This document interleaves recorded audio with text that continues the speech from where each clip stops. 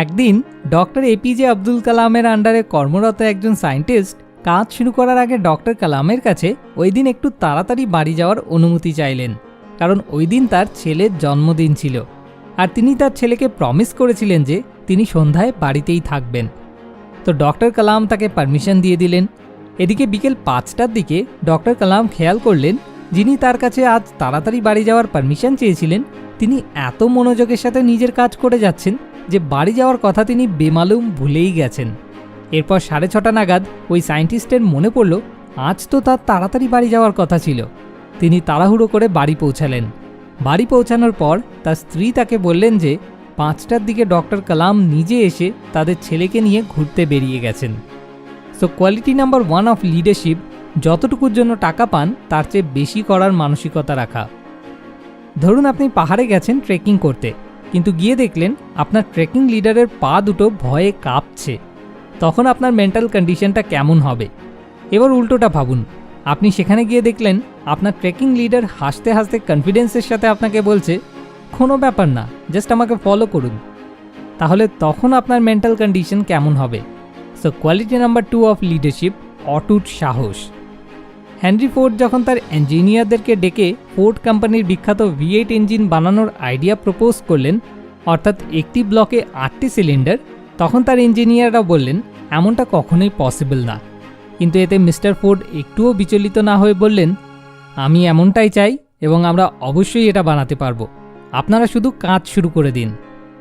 অনেক চেষ্টার পরেও ইঞ্জিনিয়াররা কোনো উপায় বার করতে পারলেন না। 1 বছর পর হেনরি ফোর্ড যখন প্রজেক্টের প্রগ্রেস চেক করতে গেলেন তখনও ইঞ্জিনিয়াররা তাকে একই কথা বললেন, আমাদের মনে হয় না এটা কোনোদিনও সম্ভব হবে। তবুও তিনি বিচলিত না হয়ে বললেন আপনারা চিন্তা করবেন না, উপায় একটা ঠিকই বেরোবে। এবং সত্যি সত্যি কিছুদিন পর একদম ম্যাজিকের মতো যেন হেনরি ফোর্ডের ইঞ্জিনিয়ারদের টিম একটা উপায় বের করে ফেলল।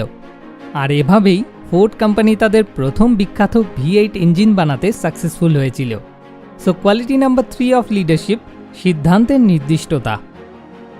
আপনি নিশ্চয়ই খেয়াল করে থাকবেন যে দল জিতুক কিংবা হারুক উভয় সিচুয়েশনেই ইন্ডিয়ান ক্রিকেট টিমের এক্স ক্যাপ্টেন মহেন্দ্র সিং ধোনির এক্সপ্রেশনে কোনো চেঞ্জ দেখা যেত না। এটা অনেক বড় একটা কারণ যার কারণে MS ধোনি ক্রিকেটের ইতিহাসে সবচেয়ে সফল ক্যাপ্টেনদের মধ্যে অন্যতম একজন।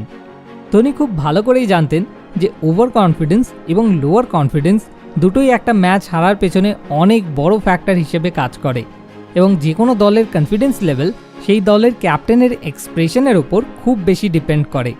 So quality number 4 of leadership, নিজের উপর নিয়ন্ত্রণ। নেক্সট কোয়ালিটির সবথেকে ভালো একজন এক্সাম্পল হলেন আমাদের জাতির পিতা মহাত্মা গান্ধী। তার এই গুণের কারণেই তিনি এত বিশাল সংখ্যক মানুষকে প্রভাবিত করতে পেরেছিলেন। So quality number 5 of leadership, দক্ষতাপূর্ণ স্নিগ্ধ ব্যক্তিত্ব। 1979 সালে ডক্টর এপিজে আব্দুল কালামকে ইসরো একটা রকেট লঞ্চিং মিশনের ডাইরেক্টর বানায়। পুরো প্রজেক্ট ঠিকঠাক চলার পরেও শেষের দিকে গিয়ে একটা ছোট গড়বড় হয়ে যায়, ফলে রকেটটা অরবিট পর্যন্ত না পৌঁছে বঙ্গোপসাগরে গিয়ে ক্র্যাশ করে ডুবে যায়। ডক্টর কালাম নার্ভাস হয়ে পড়েন। তখন ISRO chairman doctor Satish Dhawan doctor কালামকে সাথে নিয়ে প্রেস কনফারেন্সে যান। কনফারেন্সে যখন সাংবাদিকেরা এত টাকা নষ্ট হলো কেন এই ধরনের প্রশ্ন তুলতে শুরু করে, তখন ডক্টর ধাওয়ান সমস্ত দোষ নিজের কাঁধে নিয়ে নেন এবং বলেন আমার টিমের ওপর আমার যথেষ্ট ভরসা রয়েছে এবং আমার দৃঢ় বিশ্বাস আমার টিম আসছে বছর অবশ্যই সফল হবে। এবং পরবর্তীতে সত্যি সত্যি 1980 সালে ডক্টর কালামের টিম সফলভাবে রকেট লঞ্চ করতে সক্ষম হয়। কিন্তু এবার ডক্টর ধাওয়ান কিন্তু প্রেস কনফারেন্সে যাননি, তিনি এবার ডক্টর কালামকে একাই পাঠান।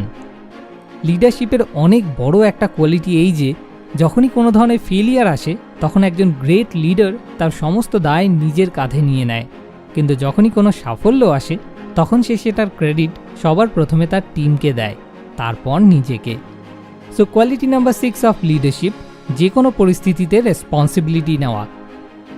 আজকাল আমাদেরকে প্রতিদিনই কোনো না কোনো ফিল্ডে একজন লিডারের ভূমিকা পালন করতে হয়। কারো ফ্যামিলি লিডার, কারো হয়তো বিজনেস লিডার, কিংবা কারো নিজের সোসাইটিতে লিডারের রোল প্লে করতে হয়।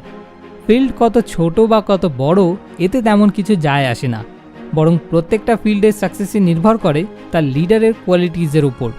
আর সবচেয়ে ইন্টারেস্টিং ব্যাপার হলো ফিল্ড যেটাই হোক, ক্রিকেট কিংবা বিজনেস, সব জায়গাতেই কিন্তু গ্রেট লিডারশিপের কোয়ালিটিসগুলো হুবহু একই থাকে।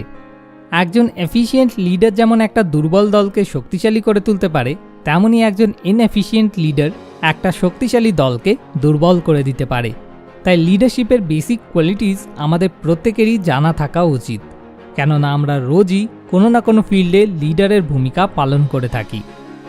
আজ আমি আপনাদের সাথে একজন গ্রেট লিডারের 6টি এসেনশিয়াল কোয়ালিটিস নেপোলিয়ান হিলের লেখা থিঙ্ক অ্যান্ড গ্রো রিচ বইটির চ্যাপ্টার 7 থেকে শেয়ার করলাম। ভিডিওটা আপনাদের ভালো লেগে থাকলে লাইক করুন। নেক্সট টাইম আবার এমন নতুন কোনো ভিডিও নিয়ে ফিরে আসব।